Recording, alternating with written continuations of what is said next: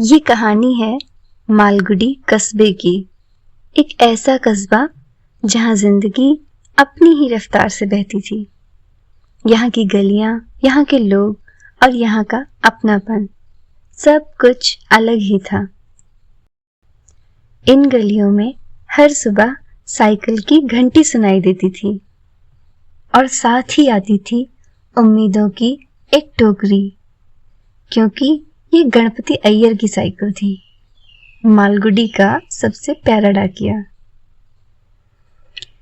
गणपति पिछले 40 सालों से चिट्ठियां बांट रहा था।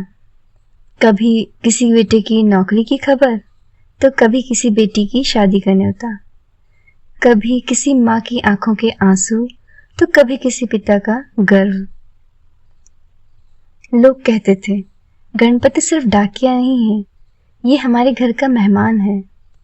बच्चे उसे गणपति काका बुलाते थे और बुजुर्ग उसे अपना बेटा मानते थे। वो चिट्ठियां सिर्फ कागज नहीं थीं, बल्कि लोगों के दिलों की धड़कनें थीं, और गणपति उन धड़कनों का पहरेदार। लेकिन वक्त बदलने लगा। अब मोबाइल और ईमेल का जमाना था। चिट्ठियों का ढेर कम होने लगा, डाकघर सुनसान पड़ने लगे। गणपति की आंखों में खालीपन उतर आया। वो थैला जो कभी भारी लगता था, अब हल्का होने लगा। उसका दिल कहता था, क्या अब मेरी जरूरत ही नहीं रही।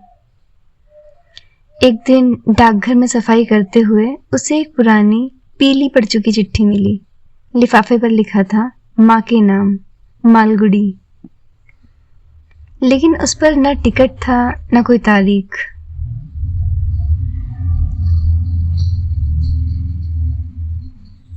जैसे किसी ने लिखा तो था, मगर भेजा ही नहीं।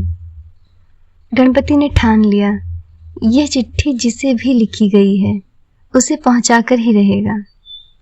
वह पूरे कस्बे में घूमने लगा। कभी किसी चाय वाले से पूछता, कभी किसी बुजुर्ग से। रास्ते में पुरानी यादें ताज़ा होती गईं। कैसे उसने एक बार किसी पिता को बेटी की नौकरी की खबर दी थी, कैसे किसी लड़की की शादी सिर्फ उसकी पहुंचाई चिट्ठी से तय हुई थी। दिन बीतता गया।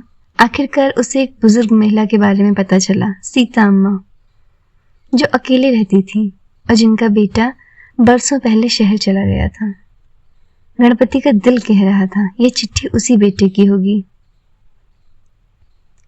गणपति सीता अम्मा के घर पहुंचा। कांपते हाथों से उसने उन्हें चिट्ठी दी। सीता अम्मा ने चश्मा लगाकर चिट्ठी पढ़ी। उनकी आंखों से आंसू टपकने लगे। उन्होंने चिट्ठी सीने से लगा ली और बोली, यह मेरे बेटे की लिखावट है। वो मुझे बहुत याद करता था, लेकिन कभी कह नहीं पाया। आज बरसों बाद भी ये चिट्ठी ऐसे है जिसे मेरा बेटा लौट आया हो। पूरा गांव इस नज़ारे को देख रहा था। हर किसी की आंखों में नमी थी। उस दिन गणपति ने जाना, चिट्ठियां सिर्फ कागज नहीं, रिश्तों की सांसें होती हैं।